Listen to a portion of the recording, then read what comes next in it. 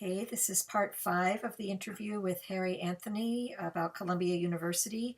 And Dad, you had a special relationship with Professor James Fitch, the noted architectural historian. So could you tell us a little bit about that? You were talking about professors that we thought were especially effective or influential at the school, and he was one of them. So tell us how about your friendship. Well, he and I were very, very good friends also, because both he and his wife Cleo, were very, very much interested in Greece.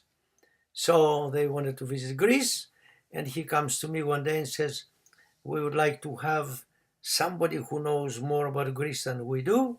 Maybe we can organize something to go together." I said, "Sure. When do you want it? Next summer we go together." So I took my wife, and he took Cleo, and we went there.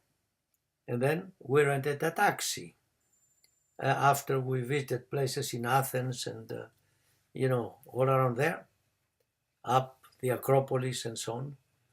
We rented a taxi to take us to other archaeological places in Greece. And also, we decided to leave our wives in Athens and just the two of us to take a boat and go to Mount Athos, which is a monastic community 1,000 years old, which does not permit women to go and visit. To this day, only men can go to visit Mount Athos. To this day, it is all made up of monks and several monasteries that are architectural masterpieces.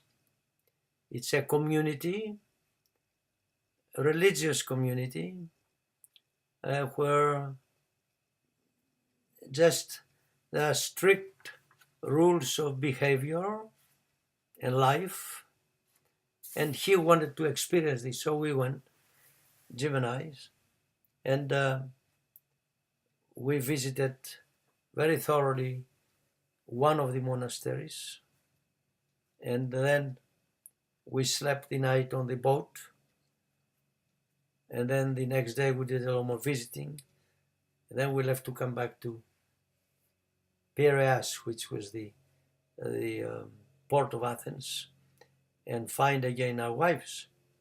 In fact, I remember very well, at midnight, we were passing outside of Skiros, the island where I was born, and while Jim Fitch instead were sleeping on bank beds on this boat, on this ship, and while Jim Fitch was sleeping very happily, I wanted to be outside to see the island where I was born, and all of my ancestors were born, and many of them died there. From far away, as we passed next to it, and I saw all the lights around midnight, and I became emotional. There were buried the remains of my father, whom I lost at my age of 6. Just about all my ancestors, except for my mother, who lived a few more years. So Fitch was enthusiastic with that trip.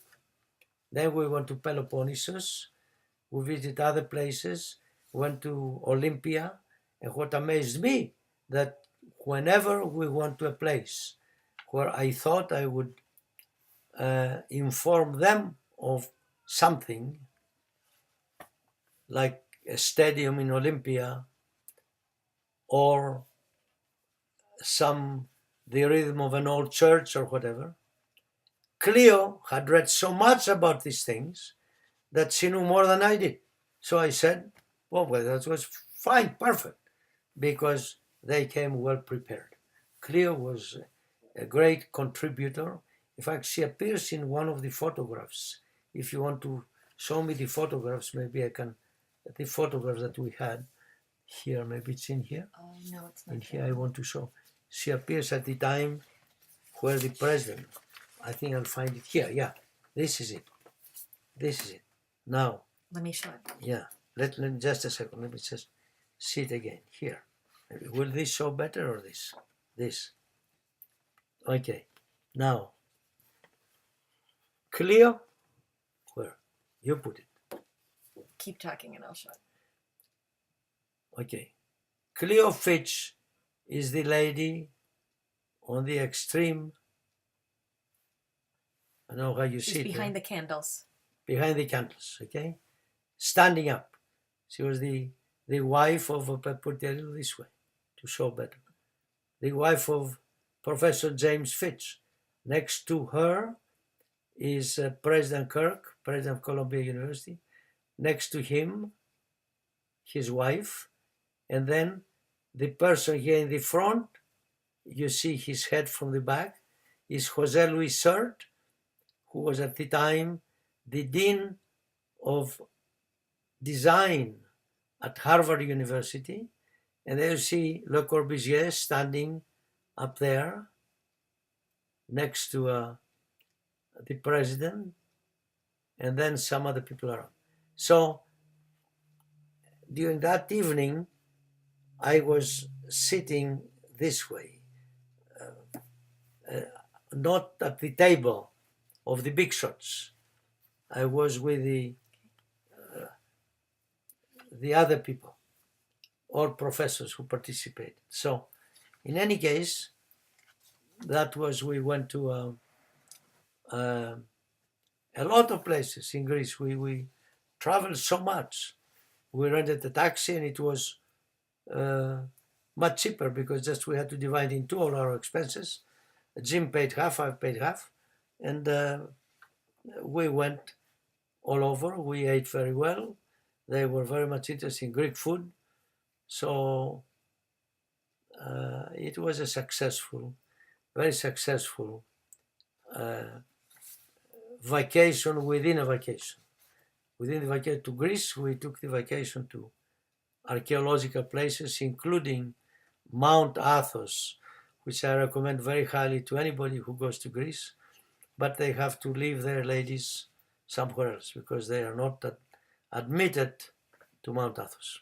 Okay, that's the end of part 5 of the interview with Harry Anthony for the Columbia University Archives.